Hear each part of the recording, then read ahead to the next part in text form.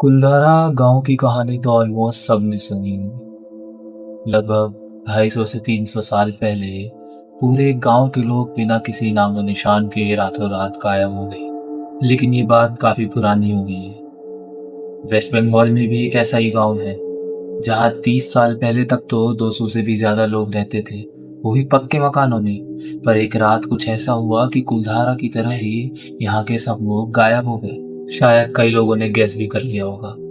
उस गांव का नाम है बेनागरा। आसनसोल से थोड़ा आगे नियामतपुर के पास ये गांव पहले भी सुर्खियों में रहा है।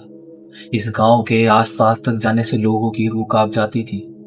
रीजन एक नहीं कई थे, पर आखिर में कंक्लूजन कुछ भी नहीं। आज भी जब आप उस रास्ते से गुजरते हो तो वहां पे खाली घर दिखते हैं। ना कोई दरवाजा, ना खिड़की और ना ही कोई अंदर सामान। बस एक काला अंधेरा जो सिर्फ आपको घूरता रहता है। और शाम ढलते ही यहाँ पे कुछ ऐसा शुरू हो जाता है जिसका ना किसी के पास कोई जवाब है और ना किसी में इतनी हिम्मत जो जवाब जान सके। जब अंधेरा शुरू होता है तो मानो इस गांव की हवा सी बदल जाती है।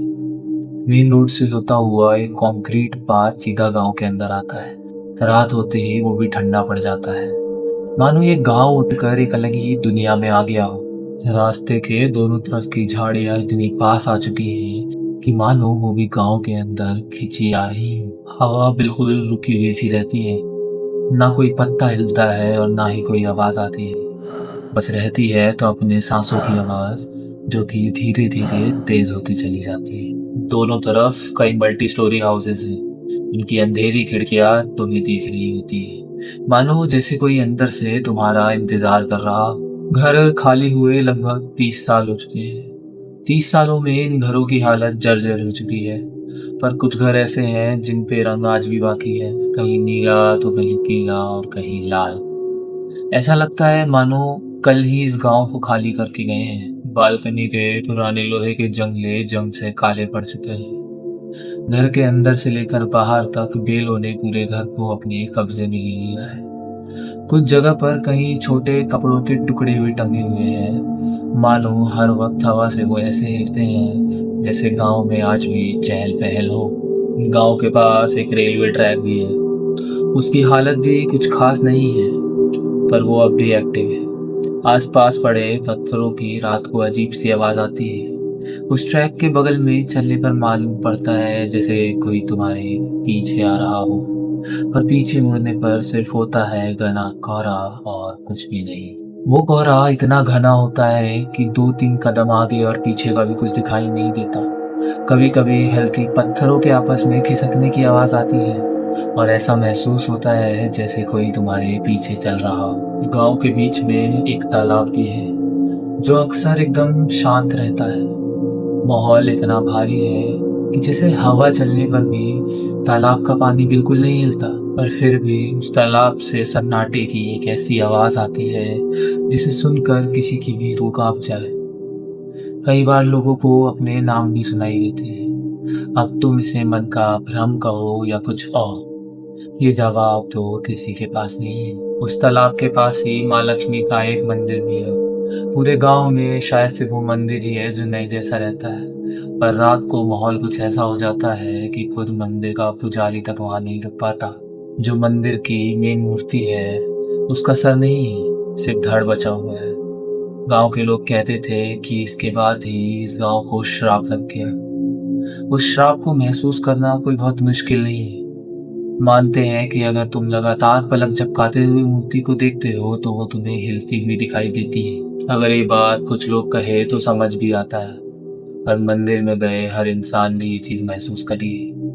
इस बात को इतनी आसानी से झुठलाया नहीं जा सकता। अक्सर मंदिर के आसपास जलाए गए दीप चाहे सुबह के वक्त ही क्यों ना हो अपने आप बंद हो जाते हैं। कुछ लोग तो ये तक कहते हैं कि रात में इस मंदिर से घंटी की धीमी आवाजें आती है। लेकिन इस गांव का सबसे डरावना हिस्सा इसका जंगल है, जहां परछाई तक नहीं दिखाई देती। अंधेरा इस जंगल को किसी मौत के साए की तरह लपेट लेता है। जंगल इतना घना है कि कोई रोशनी, चाहे वो टॉर्च की लाइट ही क्यों ना हो, ज्यादा दूर तक नहीं जा पाती। जब भी हल्की हवा चलती है तो पेड़ों के बीच से एक सिरसिराहट की आवाज आती है, जैसे कोई सांस ले रहा हो। और जब तुम रुक के ये आवाज सुनते हो तो ऐसा लगता है वो सांस बिल्कुल तुम्हारे पीछे से आ रही है। 1990 के बाद ही यहाँ पे सब शुरू हुआ। तब यहाँ पे पक्की सड़क नहीं थी, एक कच्ची सड़क और उससे निकलते पतले रास्ते। उन पतले रास्तों के चारों तरफ 30 से 40 पक्के घर, उसमें रहने वाले 200 से भी ज्यादा लोग और अनगिनत जानवर। पर चीजें इतनी खुशहाल नहीं थी जितनी दिखाई पड़ती थी। रात होते ही यहाँ कुछ अजीब होने लगता था। हर रात किसी न किसी को अपने घर से कुछ न कुछ अजीब आवाज आती थी। वो जब भी उठकर देखते थे तो उन्हें कुछ नहीं मिलता था। बस ऐसा महसूस होता था कि कोई या कुछ उन्हें घूर रहा है। कुछ लोगों ने नौकरी और व्यापार के लिए गांव छोड़ दिए, पर एक वक्त ऐसा आया जब यहाँ पे हर रात के बाद अगली सुबह और ज्यादा खतरनाक होती चली गई। हर सुबह लोगों को गांव में अब लाशें मिलने लगी। कभी वो किसी अपने गांव वाले की और कभी किसी अनजान की। कहीं किसी का सिर्फ शरीर होता तो कहीं किसी का सिर्फ सर, कहीं किसी के हाथ पैर या नाक कटी होती तो कईयों की आंखें गायब। धीरे धीरे जब पुलिस ने जांच करना शुरू करा तो आसपास के गुंडे और माफियाज का सच सामने आया। पुलिस ने सबको पकड़कर जेल में डालना शुरू कर दिया। पर यहाँ ये मौतों का सिलसिला फिर भी नहीं रुका। अनगिनत मौतें होती रही। और एक रात फिर गांव में किसी को कुछ ऐसा दिखा, जंगल से आता हुआ ऐसा साया जिसने सबकी रूह कपा दी। इस बात में कितनी हकीकत थी ये तो कोई नहीं जानता, पर वहां मिल रही लाशें कुछ और ही बता रही थी। डर के मारे कुछ लोगों ने गांव खाली करना शुरू कर दिया था। पर फिर एक रात कुछ ऐसा हुआ जिसने दुनिया की रूह कपा दी। एक ही रात के अंदर अंदर गांव के सभी लोग गायब हो गए। ऐसा लग रहा था कि अगर सबने गांव छोड़ा है तो बड़ी प्लानिंग के साथ सब एक साथ एक रात में गायब हुए हैं। पर things are not that simple. सब एक साथ गायब कैसे हो सकते थे? शायद गांव में सही में कुछ ऐसा था जो आपकी या किसी की भी समस्या परे जा चुका था। लेकिन यहाँ से भूत की कहानियां नहीं है। रेलवे लाइन अब एक सुसाइड पॉइंट भी बन चुका था। जो कि अपनी जान देना चाहता था वो यहाँ आकर रेलवे की पटरी पर लेट जाता था। अनगिनत मौतें कई सालों तक होती रही। कई गुंडे चोर मवालियों ने भी यहाँ पर लाशें लाकर फेंकी हैं। कोल माफिया, रॉबरीज और इंटर गैंग फाइट यहाँ पे एकदम कॉमन हो चुका था। अगर रात में डर लोगों की नींद उड़ा रहा था तो ये लोग दिन का चैन। उस गांव के एक रेजिडेंट है सुधाकर माचल। कुछ साल पहले वो भी उस गांव में रहते थे।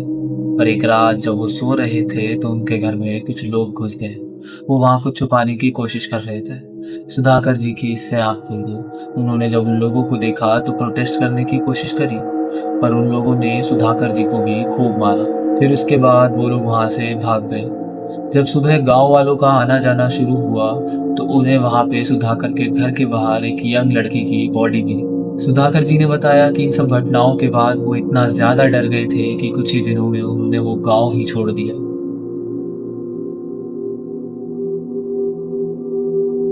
उस गांव के आगे एक और छोटा सा गांव है। वो लोग अक्सर यहाँ से गुजरते रहते हैं। मेन शहरों की तरफ जाने का सिर्फ यही एक रास्ता है। उन लोगों का मानना है कि यहाँ पे ये भूत प्रेतों की कहानियां बस जबरदस्ती फैलाई गई हैं ताकि चोर डकैत और गुंडे इस गांव की जमीन पर कब्जा कर सके।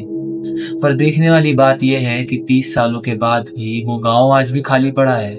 ना उन घरों पर किसी ने कब्जा किया, ना ही उस जमीन पर ये सब राज और बातें अब भी ये नहीं समझा पाती कि एक रात में ये पूरा गांव खाली हुआ कैसे, और अगर हुआ तो इन सब के पीछे का कारण क्या था।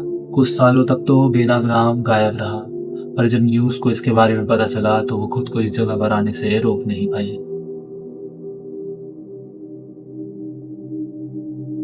सबसे ज्यादा डिटेल रिसर्च करी थी न्यूज 18 इंडिया ने। उन्होंने यहाँ पे पूरे 24 घंटे गुजारे थे, एक पूरी पैरानॉर्मल इन्वेस्टिगेशन टीम के साथ, एक पूरा दिन और रात। जब इस गांव का नाम पहली बार नेशनल मीडिया में आया तो कैमरे ने जो चीजें पकड़ी वो सिर्फ खाली घर नहीं थे। टीम यहाँ दिन में पहुंची, वो भी एक पैरानॉर्मल टीम और कई गैजेट्स को साथ लेके, जैसे कि एक EMF meter, audio recorder, thermal camera और साथ में कई और भी गैजेट्स। धीरे धीरे इन्होंने गांव में सब सेट करना शुरू कर दिया और जिस जगह पर उन्हें भूत के रिस्पॉन्स समझ आते वो उन जगह की मार्किंग करने लगे। धीरे धीरे रात होने लगी। अंधेरे ने पूरे एरिया को अपनी आगोश में ले लिया।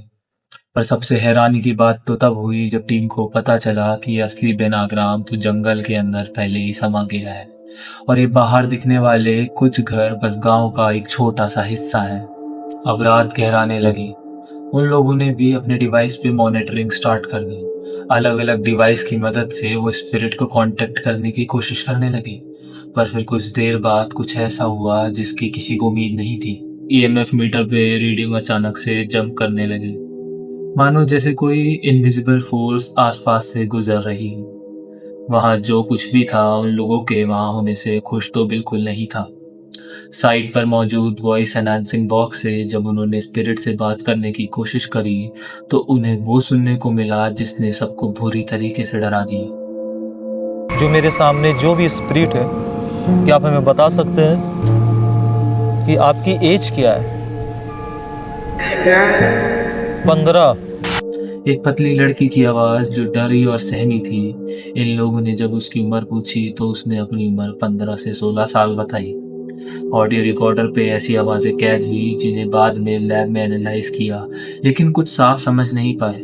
बस ये समझ आया उस लड़की के अलावा कुछ और भी है जो खुश तो बिल्कुल नहीं है। कभी कभी थर्मल कैमरा पे ऐसी शेप्स दिखी जिनमें टेम्परेचर ड्रॉप हो रहा था, मानो ऐसे कोल्ड स्पॉट्स जो स्लोली अपनी जगह से मूव कर रहे हों। जब टीम उसकी तरफ गई तो उन्हें वहां कुछ नहीं मिला, सिर्फ खाली अंधेरा और वही हैवी साइलेंस। सारी मॉनिटरिंग खत्म होने के कुछ दिन बाद इन्वेस्टिगेशन टीम ने एक फाइनल रिपोर्ट बनाई। पर उस फाइनल रिपोर्ट में कंक्लूजन नहीं थी, सिर्फ कंफ्यूजन और भी ज्यादा सवाल थे। उसमें उन्होंने ना कोई भूत का जिक्र किया और ना किसी चोर डकैत का।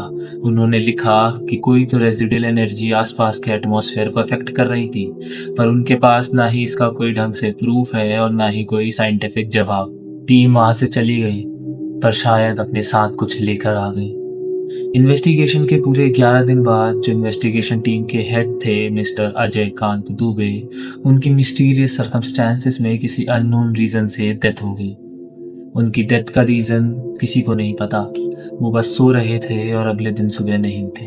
और ये सब इतना ज्यादा डरावना था कि वहाँ जो कुछ भी हुआ उसके बाद वहाँ वापस जाने की हिम्मत किसी ने भी नहीं करी। और आज भी जब कोई इस गांव के बारे में पूछता है तो फिर वही सवाल लौट आता है, ये सब चीजें असल थी या बस एक बुना हुआ झूठ। एक दिन ऐसा आता है जब ये गांव जिंदा हो जाता है। हर साल कोजागरी लक्ष्मी पूजा पर पुराने लोग वापस आते हैं। गांव के वही लोग जो कभी इस मिट्टी से जुड़े हुए थे, जो चुपके से एक रात में इस पूरे गांव को खाली कर कर चले गए, वो पूर्णिमा की एक रात पर वापस आते हैं। मंदिर के आसपास वो लोग इकट्ठा होते हैं। जो मूर्ति बिना सर के है उसके सामने फूल चढ़ाए जाते हैं, दीप जलाते हैं, आरती होती है। लोग हाथ जोड़कर खड़े होते हैं जैसे उन्हें लगता है कि माँ अब भी उन्हें सुन रही है। क्या सही में उस मंदिर की शक्ति इतनी ज्यादा है कि लोग अपने दशकों पुराना डर भी छोड़कर वहां आते हैं, या ये सब सिर्फ श्राप का डर है जो इतने सालों बाद भी उन्हें डरा रहा है? ये सिर्फ पूजा नहीं होती, एक रात के लिए वो लोग अपने गांव को फिर से अपना मानते हैं, लेकिन इस एक रात के पीछे एक अजीब सी शांति भी होती है। लोग हंसते हैं, बात करते हैं, लेकिन जैसे जैसे अंधेरा डलने लगता है सब अपनी आवाज धीमी कर लेते हैं। सबकी नजर सिर्फ मंदिर और जंगल की तरफ होती है। कोई देर तक नहीं रुकता, किसी की इतनी हिम्मत नहीं कि मंदिर से दूर जा सके। पूजा खत्म होते ही सब अपना सामान उठाते हैं और वापस निकल जाते हैं। सुबह होते होते गांव फिर से खाली पड़ जाता है। दिए बुझ जाते हैं, आवाज खत्म हो जाती है और फिर से वही शांति लौट आती है। कुछ कहते हैं कि एक रात में उन्हें शांति मिलती है, लेकिन कोई भी इस गांव में दूसरी रात नहीं गुजारना चाहता। ना बच्चे, ना बड़े, ना वो जो कभी यहाँ रहते थे। मंदिर के सामने जब आरती होती है तो लगता है जैसे गांव थोड़ी देर के लिए सांस ले रहा है, लेकिन आरती खत्म होते ही वो सांस रुक जाती है। लोग निकलते जाते हैं और अंधेरा फिर से अपना दावा कर लेता है। ये एक अजीब सी बात है। एक तरफ डर इतना डीप है कि लोग साल भर दूर रहते हैं, दूसरी तरफ श्रद्धा इतनी मजबूत है कि हर साल एक रात के लिए वापस आते हैं। माँ के लिए, अपनी मिट्टी के लिए, अपने उन लोगों के लिए जो यहाँ कभी रहते थे। कई लोगों ने जानने की कोशिश करी कि वो डर वो श्राप क्या है जो इन लोगों पर है, इस गांव पे है। पर किसी से भी पूछने पे ना ही कोई सही से जवाब देता है, ना ही इसके बारे में बात करना चाहता है। जैसे मानो सबको अपनी आस्था से ज्यादा किसी अनजान शक्ति का डर है, और ये कोई ऐसी बात है जो दुनिया के आगे ना आना ही बेहतर है। So that's it for the video. I hope ये कहानी सुनकर आपको भी मजा आया हो। बिना ग्राम की तरह इस दुनिया में कई और भी रहस्यमय जगह और कहानी है। मैं फिर मिलूंगा एक नई जगह, कहानी और वीडियो के साथ। तब तक के लिए अपना और अपने परिवार का ध्यान रखें।